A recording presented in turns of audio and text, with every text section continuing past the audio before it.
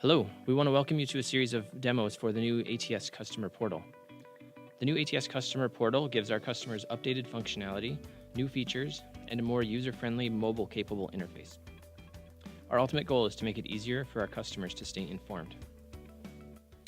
Next up, we're going to demonstrate the homepage navigation features and the dashboard features of the new ATS Customer Portal.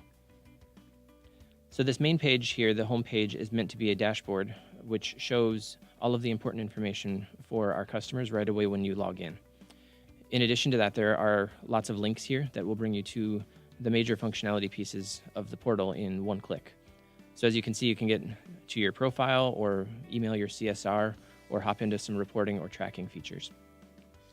If you're not on the home dashboard page of the portal, you can also get to these major pieces of functionality from this side menu here. We want to take a closer look at the recent loads section of the dashboard. By recent load, we mean any load that is currently scheduled, it is in transit, or it has recently been delivered. By default, this map is going to show all of our in-transit locations, of which we currently have 18. If we want to override that, we can show all recent loads and show the origin and destination locations. But again, by default, we will only show the in-transit locations.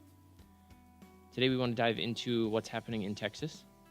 So if we click here, we can see that this is our current location for these two loads.